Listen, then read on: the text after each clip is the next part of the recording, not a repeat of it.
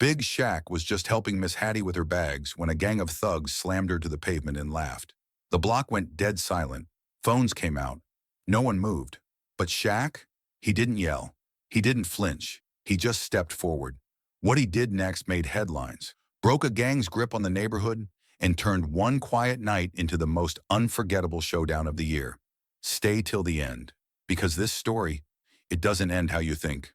Wait, before we go any further, I gotta ask, where are you watching from? Drop it in the comments and don't forget to subscribe. The sun had just dipped below the horizon, casting a soft orange glow over the cracked sidewalks of Southside Avenue. Street lamps flickered on one by one, humming faintly as 74-year-old Miss Hattie shuffled along the block, her canvas grocery bag tucked tight under her arm. She wore a faded floral dress and white sneakers that had seen better days, but her back was straight and her steps were steady. To the neighbors, she was a quiet force of grace, always humming old gospel tunes, always looking out for the kids on the block. She was halfway home when the trouble started. A loud laugh echoed from the alley. Out stepped four boys, late teens, maybe early 20s. Hoodies, sagging jeans, cheap chains. One chewed on a toothpick like he owned the street. Well, well, one of them muttered, eyeing Miss Hattie like a hawk circling prey. What we got here? She clutched her bag a little tighter but didn't stop walking. Evening, boys. Let an old lady pass. The smallest one, skinny, twitchy, grinned as he stepped in her path. What's in the bag, Grandma? Cookies? Before she could respond, another boy swiped the tote from her arms and dumped it onto the sidewalk. Oranges bounced and rolled. A carton of eggs cracked, oozing across the concrete. Miss Hattie flinched but said nothing. She knelt to gather what she could. Her fingers trembled. Then came Darnell, the ringleader, taller than the others, more swagger, cold in the eyes. He snatched her purse clean off her shoulder. What you gonna do about it? He taunted, smirking. Miss Hattie looked up, but not with fear, with something harder. You boys weren't raised right, she said, calm as ever. Darnell laughed. Lady, this ain't Sunday school. He turned to his crew, tossing the purse between his hands like a football. That's when it happened. A deep, low voice rolled in from behind them, steady, controlled, and unmistakably dangerous. Put it back, now! All four froze. The laughter stopped. They turned slowly and saw a mountain of a man standing at the corner, arms crossed, eyes locked on them like a storm ready to break loose. Shaq Darnell's smirk falters. Shaq takes one step forward, and the sidewalk seems to shake. A beat of silence filled the block as all four gang members turned toward the voice. Their cocky grins faded instantly. Out of the shadow cast by a flickering street lamp, Big Shaq stepped forward. He didn't run. He didn't raise his voice. He just walked, each step measured, deliberate, heavy. The ground almost seemed to respond beneath his size 22 sneakers. At 7 feet 1 inch and built like a tank, Shaquille O'Neal wasn't just intimidating, he was a presence. He filled the air like thunder before a storm. I said, he repeated, voice low but sharp as steel. Put it back. The gang froze. Darnell's swagger cracked, just slightly, but he covered it with a chuckle. Man, this ain't your business, old man. Shaq's eyes didn't even blink. It is now. Miss Hattie, still crouched beside her spilled groceries, looked up, her wrinkled face a mix of awe and disbelief. Shaquille, she whispered. Shaq didn't respond. His full attention was on the boys. One of them, Malik, skinny, twitchy fingers, started backing away, but Darnell threw him a glare. Yo, he's just a ball player, he said louder, trying to get his confidence back. What's he gonna do? Dunk on us? Shaq stepped closer. Nah, he said, cracking his knuckles, but I'll bury you with the truth. That made Darnell flinch. The moment cracked when another one of the crew, trying to be slick, reached into his hoodie pocket, fingers brushing a handle. Shaq's eyes locked onto the movement in an instant, and that's when it happened. Like a flash of lightning, Shaq moved, faster than any of them expected. He lunged forward and grabbed the thug's wrist mid-motion, twisting it so hard the kid dropped whatever was inside before anyone even saw it. A metallic clink hit the pavement, a folding knife. Really? Shaq growled. On a grandma? The others backed up fast, suddenly realizing they weren't the predators anymore. They were prey. Darnell tried to play it cool, stepping between Shaq and his crew. You think you can scare us, man? Shaq looked down at him, voice like rolling thunder. I don't need to scare you. I just need to remind you who you're messing with. Shaq raised his fists, his knuckles cracking loud in the night air. Now, he said, taking one more step, let's talk about respect. Malik's hand was shaking as it reached into his waistband. The glint of metal caught the streetlight, just a flash of silver, but that was all Shaq needed. In less than a heartbeat, Shaq moved. His massive hand shot out and clamped down on Malik's wrist like a steel vise. There was a sickening pop as bones shifted, followed by the clang of the switchblade hitting the sidewalk. Malik screamed, stumbling backward, clutching his wrist like it had caught fire. Darnell froze. The others, they backed up fast. Their cocky postures collapsed into wide-eyed panic. For the first time that night, they understood. They weren't in control. They weren't even close. Shaq stood tall, his shadow swallowing the entire sidewalk beneath him.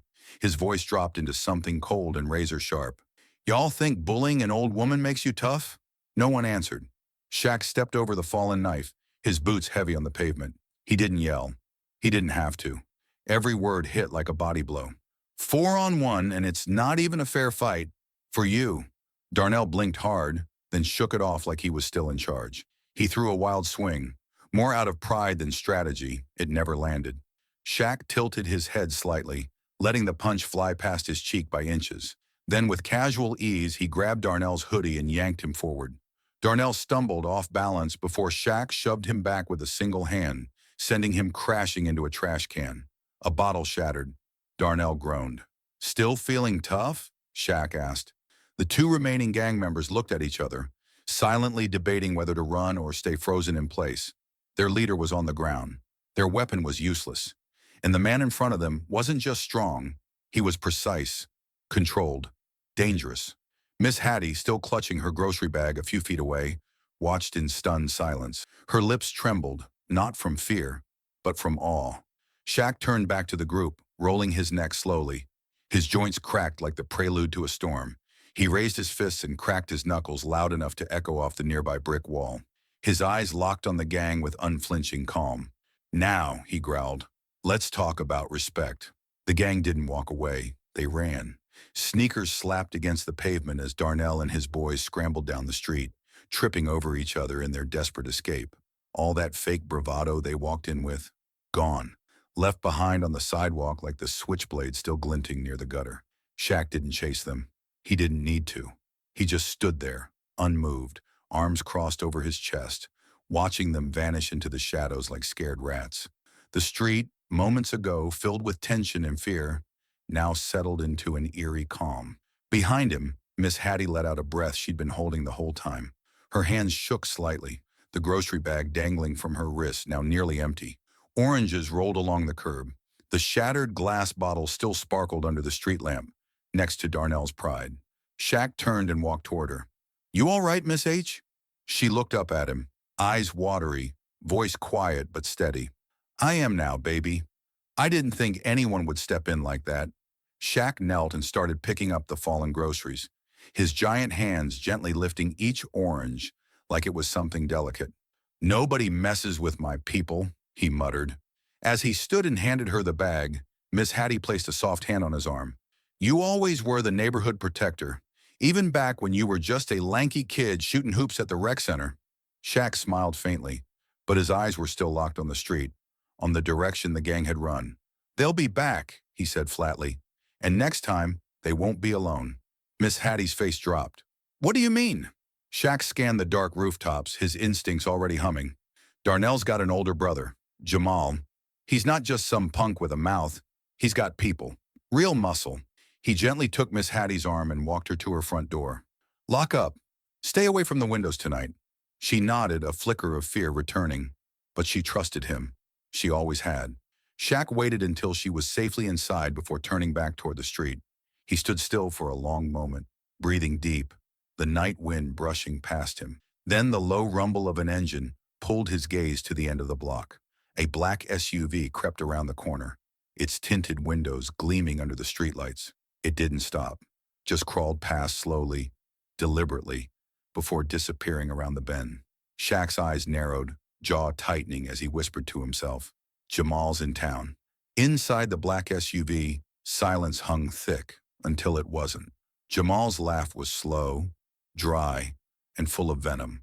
He leaned back against the leather seat, staring at Darnell with a look of disgust. "You let who punk you in the middle of the street?" he asked, voice low but sharp. Darnell shifted uncomfortably, eyes avoiding his brother's. "I didn't know it was him, man. It was just some old lady. Then this big dude came out of nowhere." Jamal leaned forward. "You mean Shaquille O'Neal, 7-foot legend? And you, with 3 of your boys, ran like kids at recess?" One of the younger gang members opened his mouth to speak, but Jamal raised a hand. "Don't. Just don't." The car was parked in a dark alley behind a liquor store, headlights off. Inside, the tension was boiling. Jamal popped the glove compartment open and slowly pulled out a matte black handgun. He inspected it casually like he was choosing an outfit, then looked up. "This ain't just about respect," he said. "It's about reputation. You let a has-been celebrity humiliate you on your own turf. That spreads? We're done out here." Darnell nodded, jaw tight. "So what do we do?" Jamal clicked the magazine into place and smiled coldly. "We go back. Tonight." He tapped a number on his phone. "Bring everyone. And I mean everyone." Within minutes, more vehicles began to arrive. Dusty motorcycles, beat-up sedans. 6 more guys stepped out. Older, rougher, and far more dangerous than Darnell's original crew. One of them, a bulky man with a scar down his neck, cracked his knuckles. "This the dude who dropped your little brother?" Jamal smirked. "Yeah, but he's not just muscle. He's smart too. So this time, we bring overkill." The crew began loading gear, bats, chains, a second gun. The smell of gasoline and cigarette smoke filled the alley. Jamal turned to his crew, his voice steady and ice cold. "This isn't a warning shot. This is payback. He made a scene in our streets. Now we make one on his." As they climbed into the cars, engines roaring to life, Jamal looked back at Darnell and said, "Let's show the neighborhood who really runs it." The convoy rolled out, headed straight for Shaq's block. This time they weren't coming to talk.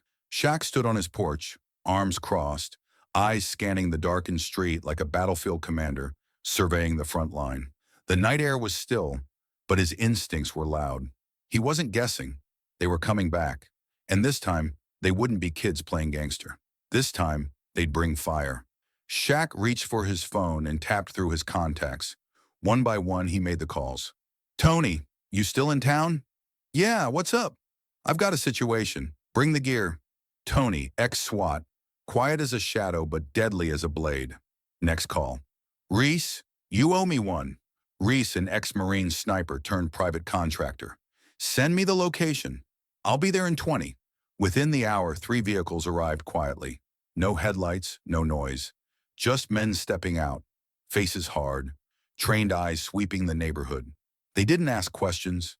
Shaq didn't offer explanations. They just moved. Tony stationed himself behind the corner store with line of sight on the street. Reese took the rooftop of an abandoned laundromat. 2 more, Jared and Vic, set up behind trash bins and hedges. All armed, none flashy. They weren't here to show off. They were here to end it. Shaq stayed in plain sight, standing by the front gate like bait, but not vulnerable. He was the hook, and they were the trap. He looked over at Miss Hattie's house, now dark with the lights off. She was safe, tucked away behind reinforced locks and a silent alarm Shaq had installed earlier that day. Then, a low rumble.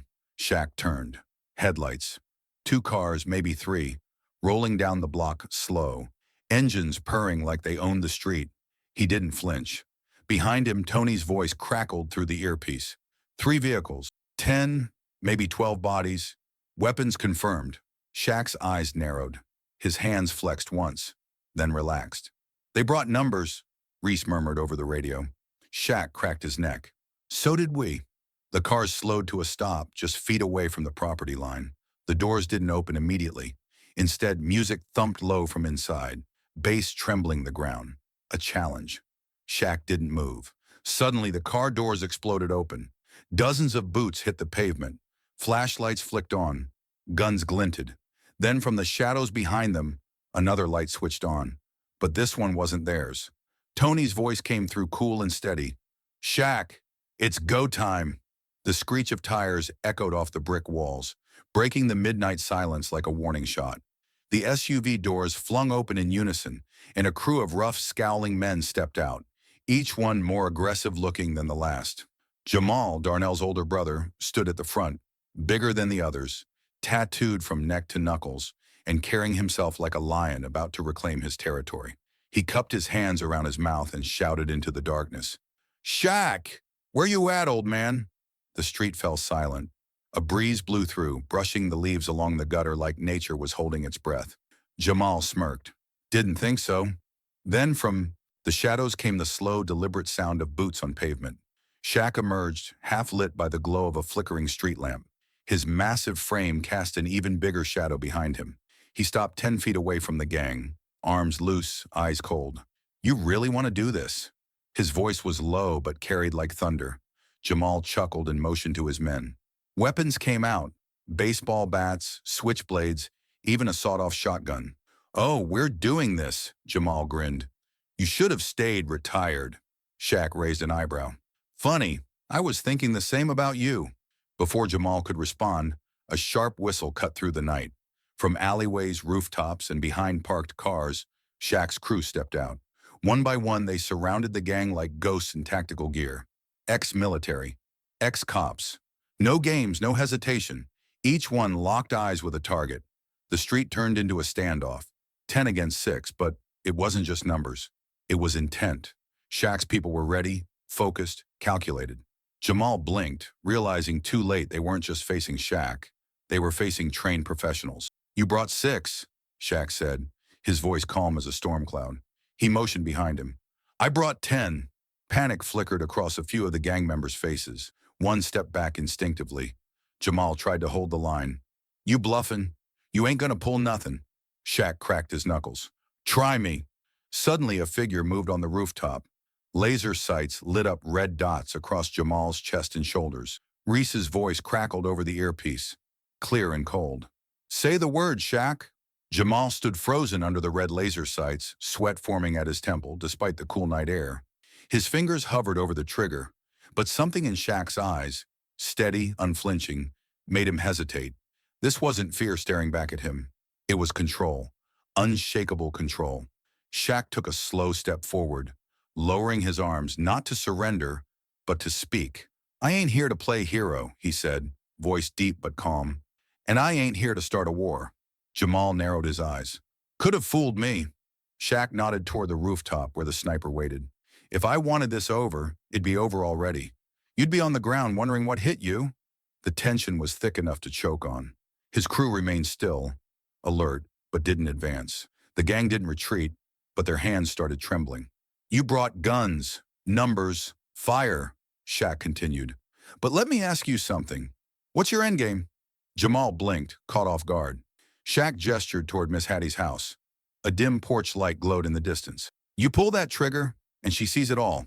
A 74-year-old woman who never did nothing but walk home with groceries. You think that makes you strong?" Jamal said nothing. Shaq's tone shifted, less threatening, more real. "I've been in arenas with 20,000 screaming people. I've faced down monsters on and off the court. But you know what really makes a man strong?" He tapped his chest. "Knowing when to fight and when to walk away." A silence fell over the block, the kind that settles in just before the sky breaks open with thunder. "You had your shot," Shaq said, "but you lost it the second you disrespected her. Ain't about territory, ain't about pride, it's about respect. And you don't earn that with fear. You earn it by doing what's right." Jamal looked down at the gun in his hands. For a moment his grip loosened. Then, he sighed. "Man." He slowly lowered his weapon. Shaq nodded, the slightest expression of relief flickering in his eyes. But the moment broke fast. Behind Jamal, one of his younger crew members, nervous, itching for a fight, stepped forward, raising his pistol. "This dude's playing you," the kid shouted. "He's just talking so he don't get wrecked." Jamal spun. "Stand down, Trey." Too late. Trey's finger curled on the trigger, but before the shot could fire, a blur of movement came from Shaq's left. Reese, the ex-military sniper, dropped from the rooftop with pinpoint precision, landing between Shaq and the threat, gun drawn. Trey froze, eyes wide, barrel shaking. Shaq's voice dropped into a growl. "Wrong move, kid!" Trey's hand trembled as he held the gun, his finger twitching near the trigger. The street was silent, so silent you could hear the soft hum of a street lamp overhead. Everyone froze. Shaq didn't blink. He didn't need to. because he already knew what would happen next. A blur of motion cut through the tension like a blade. Before Trey could even aim, Reese, the ex-military sniper who'd silently flanked the side alley, moved in. In one fluid motion, he twisted the barrel, slammed Trey's arm against a lamppost, and disarmed him. The gun clattered to the pavement. Trey howled in pain, falling to his knees. Reese didn't say a word. He just stepped back, calm, as if it were routine. Shaq finally spoke, his voice cutting through the air like steel. One move. That's all it takes to lose everything. Jamal stared in disbelief, watching his youngest soldier whimper like a child. He looked at Shaq, then at the team behind him. 10 men, all still, all trained, all deadly calm. Jamal swallowed hard. Shaq stepped forward, towering over Trey. "You thought you were proving something?" he said, his voice low but heavy. "You just proved you don't know what you're doing." Trey didn't respond. He couldn't. He just looked up, face pale, eyes darting like a trapped animal. Shaq turned to Jamal. "You brought 6 men into my neighborhood. I brought 10 who could have ended this without a word. But I didn't let them. You know why?" Jamal didn't answer. Shaq stepped closer. "Because violence is easy. Wisdom takes effort." The gang leader finally broke his silence. "We were just trying to show we ain't soft." Shaq nodded slowly. "And instead, you showed the whole block how scared you really are." Jamal's gaze dropped. The truth hit hard. They'd been outmaneuvered, outmatched, and outclassed in every way. Shaq looked over the entire group now, his team behind him, Jamal's gang broken and still. Then he said it, voice low and final. "You got 2 choices," he said. "Walk away, or never walk again." Jamal took a deep breath, then gave the slightest nod. But behind him, one last figure, someone no one had noticed, was still standing in the shadows, watching, waiting, and he wasn't ready to walk away just yet. Jamal stared at the broken gun on the pavement, his mind racing. Trey, the youngest in his crew, was still kneeling, cradling his wrist, humiliated, trembling. Behind Shaq stood 10 stone-faced men who hadn't even needed to lift a finger. It was over. But the weight of that realization hit harder than any punch ever could. The silence stretched, the kind of silence that demanded a decision. Shaq didn't move.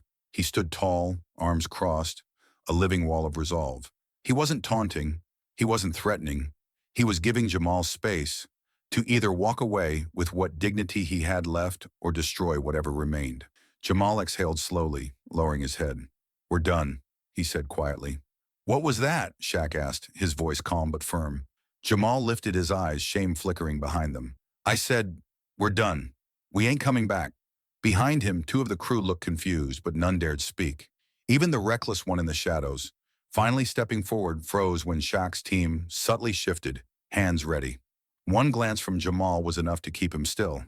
Shaq nodded once. "Smartest thing you've said all night." Jamal turned toward his crew. "Let's go." They backed up slowly, then turned, walking away in silence. No swagger, no trash talk, just shadows slipping into the night. Across the street, behind the lace curtains of a second-story window, Miss Hattie watched everything. Her old, wrinkled hand clutched the curtain tightly. She hadn't moved a muscle since the first shout. But now, as the gang disappeared into the darkness, a deep breath escaped her lips. Her shoulders slumped. Relief, gratitude. Shaq turned to glance at the window. Their eyes met for a brief second. Miss Hattie gave the faintest nod. Shaq gave one back. As the last of Jamal's boys vanished around the corner, the block felt different, lighter, safer. But Shaq didn't move. He stood in the center of the street, moonlight casting his long shadow across the cracked concrete. His team began to disperse, melting back into the neighborhood like ghosts. The threat was gone, or so it seemed. Shaq looked down at the card in his hand. Jamal's jacket had a pocket where it had fallen out during the standoff. A business card. It wasn't Jamal's. It belonged to someone else. A name he hadn't heard in years. His brow furrowed. His muscles tensed again. Shaq tucked the card into his back pocket, eyes narrowing. "This ain't over," he muttered under his breath. Because what started with Miss Hattie might have just uncovered something much bigger. The street was quiet now. The heat of confrontation had faded, but the air still carried tension, like thunder rumbling long after lightning strikes. Jamal stood there, breathing heavy. His crew scattered behind him in awkward silence. They weren't used to backing down, and yet here they were, outnumbered, outclassed, outmaneuvered. Shaq stepped forward. Not fast, not threatening, just deliberate. He reached into his coat pocket and pulled out a business card. Crisp, clean, no logo, just a name, a number, and one word at the bottom, rebuild. He held it out. Jamal hesitated. Then slowly, cautiously, he took it. Shaq didn't break eye contact. You got two choices, he said, his voice low but firm.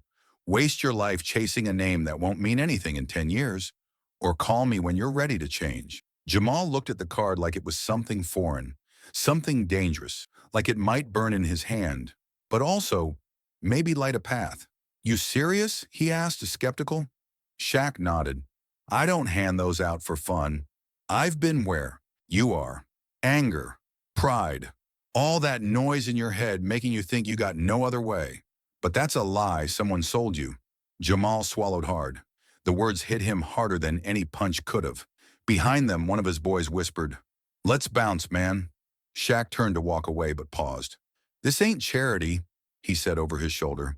You call me, you work, you fight for something real, or you keep doing what you're doing, and one day someone else finishes what I didn't. Jamal looked down at the card again. His fingers curled around it tightly. Shaq disappeared into the night like a shadow returning to the city that raised him. Jamal stood for a long moment, then turned, got into the SUV. No one said a word. The engine roared to life and the gang drove off into the dark. But Jamal wasn't done thinking. In his lap, the card still rested in his palm. And as they disappeared down the block, one thing was certain. He hadn't thrown it away. The sun hadn't even risen when the first video went viral. Grainy footage from a bystander's phone captured the standoff. The moment Shaq stepped out of the shadows, the gang lowering their weapons, and the quiet power that ended what could have been a bloodbath. By breakfast, the clip was everywhere.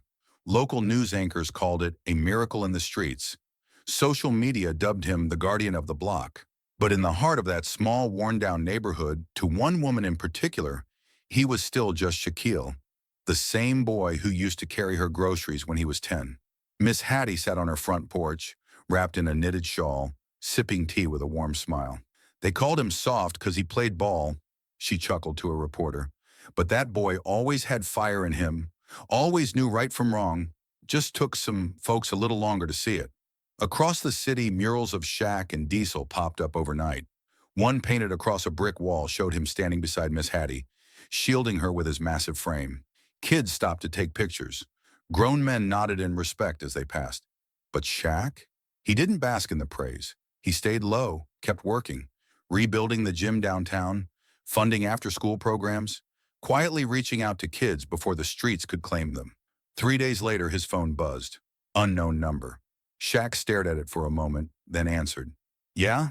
A voice, uncertain at first, came through. Shaq, it's Jamal. Silence. I've been thinking, Jamal said, about what you said, about that card. Shaq didn't interrupt. He let the pause speak. I think I'm ready, Jamal continued. Ready to change. I don't know where to start, but I want to. Shaq's expression softened, just slightly. Then we start now. As the line went quiet, a single thought echoed across the city. This wasn't just a fight that ended in the streets. It was the beginning of something bigger. And somewhere, a new fire had just been lit. Because when one man stands up for what's right, sometimes a whole city remembers how to follow.